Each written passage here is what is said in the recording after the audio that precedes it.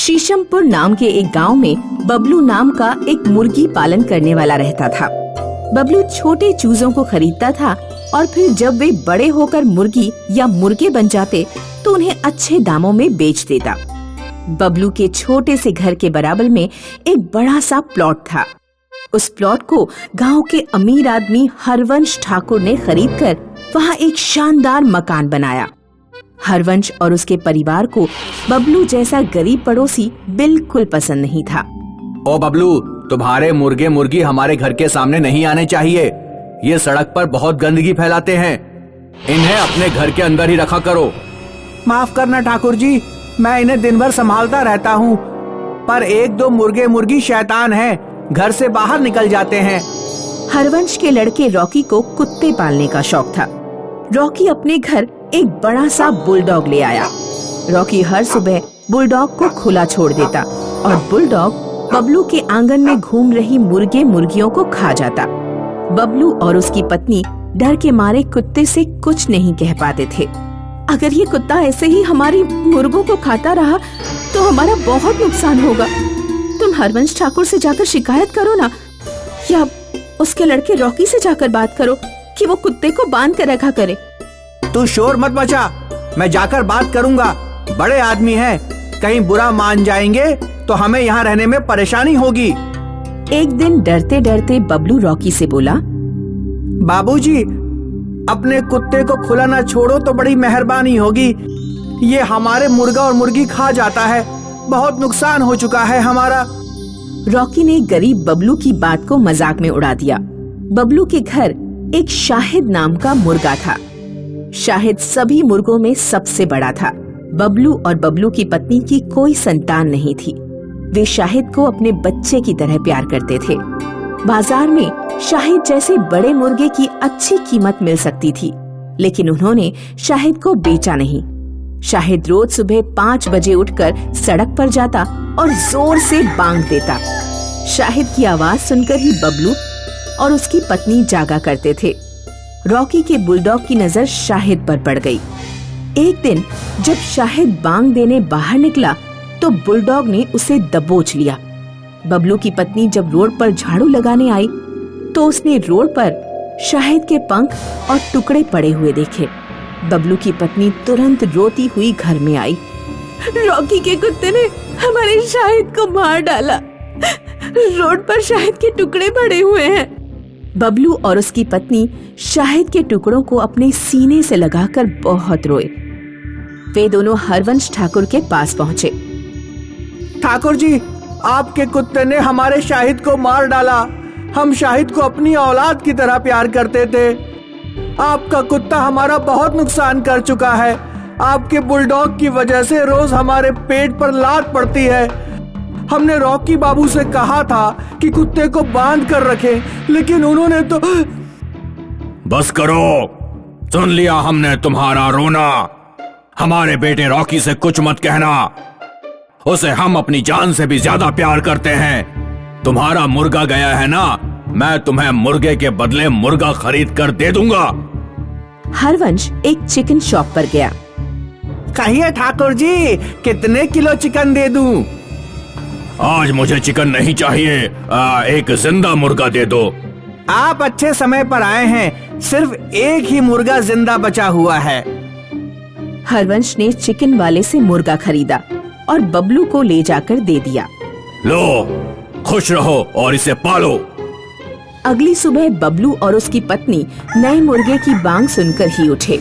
बबलू की पत्नी ने सुबह के लिए भगोने में काले चने भिगो कर रखे थे।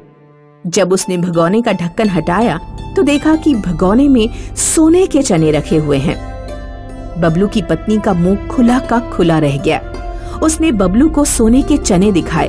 दोनों को समझ नहीं आया कि चने सोने के कैसे बन गए। अगले दिन फिर वे लोग मुर्गे की बांग सुनकर उठे। उन्होंने देखा कि बाथरूम में रखी बाल्टी सोने की बन चुकी है। इस तरह वे लोग मुर्गे की बांग सुनकर उठते और रोजाना उनके घर पर कोई एक चीज सोने की बन जाती। एक बार मुर्गा बीमार पड़ गया और उसने कुछ दिन बांग नहीं दी। तब बबलू के घर कोई चीज सोने की नहीं बनी। बबलू और उसकी पत्नी समझ गए कि उनके घर जो नया मुर्गा आया है उसकी बांग में कुछ जादू है जो रोज घर की किसी एक चीज को सोने का बना देती है। धीरे धीरे बबलू के घर की आर्थिक समृद्धि बढ़ने लगी। रॉकी एक बार अपने दोस्तों के साथ क्रिकेट खेल रहा था तो बॉल बबलू के आंगन में चली गई। रॉकी जब बॉल लेने बबलू के आंगन पहुंचा तो उसने बबलू और उसकी पत्नी को मुर्गे के बारे में बातें करते सुना। रॉकी ने सारी बात सुन ली और अपने पापा को जाकर सब कुछ बताया। अच्छा, तो ये बात है, हमारे दिए मुर्गे से वो अमीर होता जा रहा है। मुर्गा उसे हमने दिया तो उससे जो सोना मिलता है उसका कुछ हिस्सा तो हमें भी मिलना चाहिए। हरवंश फिर बबलू के घर पहुंचा और उसने कहा, बबलू बाबू, हमें सब पता चल गया है कि तुम्हारे घर इतनी सुख समृद्धि कहाँ से आ रही है। वो मुर्गा हमने तुम्हें दिया था, इसलिए उससे जो सोना मिलेगा उसका 30% हिस्सा हमें भी मिलना चाहिए, समझ गए? ठीक है बाबूजी, ले लेना। कुछ दिन हरवंश सोने का 30% हिस्सा लेता रहा। पापा, हम सिर्फ 30% हिस्सा ले रहे हैं और बबलू को 70% हिस्सा मिल रहा है। इस हिसाब से तो भविष्य में बबलू के पास ज्यादा सोना इकट्ठा हो जाएगा और वो हमसे भी ज्यादा अमीर हो जाएगा। हरवंश फिर बबलू के घर पहुंचा और उसने कहा, बबलू, ये ठीक नहीं है कि तुम 70% हिस्सा रखो। सोना दोनों में बराबर बराबर बंटना चाहिए। यानी मुझे 50% हिस्सा चाहिए, 50%, समझ गए तुम? ठीक है बाबूजी, ले लेना। अब हरवंश को सोने का आधा हिस्सा मिलने लगा, लेकिन वह इतने पर भी संतुष्ट नहीं हुआ। पापा, मुर्गा बबलू को हमने खरीद कर दिया था, इसलिए हमें ज्यादा हिस्सा मिलना चाहिए। हरवंश फिर बबलू के घर पहुंचा और इस बार उसने बबलू से 80% हिस्सा मांगा। बबलू बेचारा इतने पर भी राजी हो गया, लेकिन हरवंश और उसके बेटे के मन में लालच बढ़ता ही गया। पापा, वो मुर्गा हमारा है, उससे मिलने वाले पूरे सोने पर सिर्फ हमारा हक होना चाहिए। सोना छोड़ो, हम उस मुर्गे को ही अपने घर उठा लाते हैं। वैसे भी अनपढ़ बबलू और उसकी पत्नी हमारा कुछ नहीं बिगाड़ पाएंगे। हरवंश बबलू से जादुई बांग लगाने वाला मुर्गा छीन लाया। अब सोना लेने के लिए बबलू के पास जाने की जरूरत नहीं। हमारे घर ही रोज कोई ना कोई चीज सोने की बनेगी। अगले दिन सुबह जब मुर्गे ने बांग दी तो हरवंश बहुत खुश होकर उठा और पूरे घर में ढूंढने लगा कि क्या चीज सोने की बनी है, लेकिन उसे कुछ भी सोने का बना नहीं मिला। ये कैसे हो सकता है? उस दिन दोपहर के 12 बज गए, लेकिन रॉकी सोकर नहीं उठा। आज ये रॉकी को क्या हो गया? अभी तक सो रहा है। हरवंश रॉकी के कमरे में गया और रॉकी के ऊपर से चादर हटाई। रॉकी सोने का बन चुका था। अपने बेटे को सोने का बना देखकर हरवंश को गहरा सदमा पहुंचा और उसे हार्ट अटैक आ गया। तुरंत हरवंश की मृत्यु हो गई। महाराष्ट्र के पास एक गांव में राजेश नाम का एक किसान अपनी पत्नी रानी के साथ रहता था। राजेश खेती करके अपने घर का गुजारा किया करता था, मगर इससे उनका घर अच्छे से नहीं चल पा रहा था। कभी कभी तो उनके पास खाने तक के भी पैसे नहीं होते थे। सुनो जी, आप कोई और काम देख लो, ऐसे तो हमारे घर का गुजारा नहीं हो पाएगा। हाँ रानी, तुम सही बोल रही हो। मैं कल ही अपने दोस्त के पास जाऊंगा और उसे मेरे लिए कोई काम ढूंढने को कहूंगा, जिससे मैं ज्यादा पैसे कमा सकूं। राजेश अगले दिन अपने दोस्त सुमित के पास जाता है। सुमित बहुत ही नामी आदमी था। वो घोड़ों की रेस की प्रतियोगिता कराया करता था। और भाई सुमित, कैसे हो? अरे राजेश, बहुत दिनों बाद मिले हो भाई। मैं तो बढ़िया हूँ, तुम बताओ कैसे हो? घर में सब ठीक? बस क्या ही बताऊं भाई, तुम्हें तो पता है कि खेती करके ज्यादा कमाई नहीं होती। मुझे कुछ काम बता दो जिससे मैं थोड़े ज्यादा पैसे कमा सकूं। तो क्यों ना राजेश, तुम भी अपना एक घोड़ा खरीद लो और घोड़े की रेस की प्रतियोगिता में भाग लो। हम हर महीने प्रतियोगिता कराते हैं, तुम्हें पता है जीतने वाले को 5 लाख का इनाम मिलता है। राजेश 5 लाख का इनाम सुनकर चौंक जाता है। क्या कहा? 5 लाख का इनाम? इतना तो मैं पूरे साल में नहीं कमा पाता। हाँ, तो तुम भी एक अच्छा सा रेस का घोड़ा देख लो और प्रतियोगिता की तैयारी करो। राजेश फिर अपने घर आ जाता है और घर आते ही वो रानी को सारी बातें बताता है। रानी को भी बात अच्छी लगी थी। गांव के पास में एक मेला लगा है जहां पर लोग दूर दूर से घोड़ा खरीदने आते हैं। राजेश भी अपनी जमा पूंजी इकट्ठी करके उस मेले में घोड़ा खरीदने जाता है। राजेश वहां काफी घोड़े देखता है मगर उसे कोई अच्छा घोड़ा नहीं दिखता। तभी आखिर में उसे एक पीले रंग का घोड़ा दिखा और देखते ही उसने मन बना लिया कि वो ये घोड़ा लेगा। ये तो बहुत ही सुंदर लग रहा है, मुझे यही घोड़ा खरीदना चाहिए। बस फिर राजेश घोड़े को अपने घर ले जाता है। घर आते ही रानी जैसे ही घोड़े को टीका लगाती है तभी वो घोड़ा बोलता है, मेरे मालिक की जय हो। राजेश और रानी घोड़े को बोलता देख चौंक जाते हैं। क्या तुम बोल सकते हो या मैं कोई सपना देख रहा हूँ? हाँ, मैं बोल सकता हूँ। मैं एक जादुई घोड़ा हूँ। मेरी रफ्तार इतनी है कि मुझे कोई दूसरा घोड़ा हरा नहीं सकता।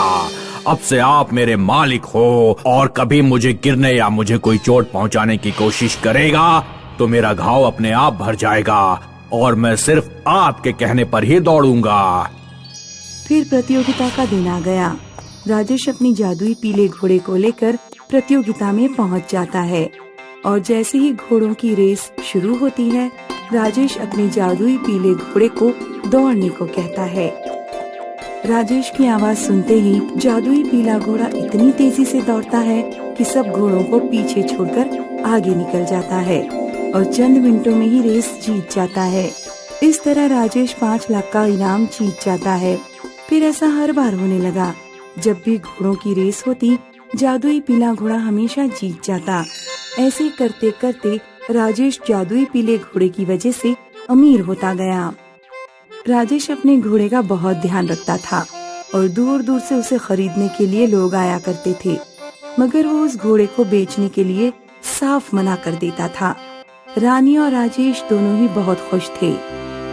हमारे घर में जब से ये जादुई पीला घोड़ा आया है हमारी तो तब से किस्मत ही बदल गई है और मुझे तो लगता है ये घोड़ा भगवान ने हमारे लिए एक फरिश्ते की तरह भेजा है। हाँ रानी, तुम बिल्कुल सही कह रही हो। बबलू नाम का एक आदमी जो हमेशा घोड़ों की रेस जीता करता था वो राजेश के पीले घोड़े की वजह से रेस हारने लगा था। तब से वो राजेश से चिढ़ने लगा। मुझे राजेश के घोड़े को जीतने से रोकना होगा, कहीं वो मेरे से ज्यादा अमीर ना हो जाए। और बबलू मन ही मन उसे हराने के लिए तरकीब ढूंढता रहता था। तभी वो एक बार सोचता है, क्यों ना मैं राजेश के घोड़े की एक टांग ही तोड़ दूं। अगर वो दौड़ेगा ही नहीं तो रेस में भाग कैसे लेगा।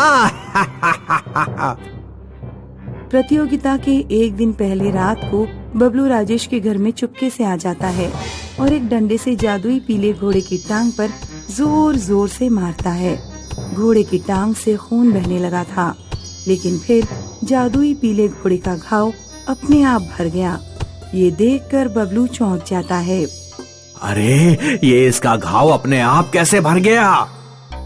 इतने में वो कुछ समझ पाता तभी जादुई पीला घोड़ा अपनी टांग उठाकर बबलू की टांग पर जोरों से लात मारता है और बबलू की खुद की टांग टूट जाती है। इस तरह वो खुद ही प्रतियोगिता में नहीं जा पाता। इसीलिए कहते हैं जो किसी का बुरा सोचता है उसके साथ खुद ही बुरा होता है।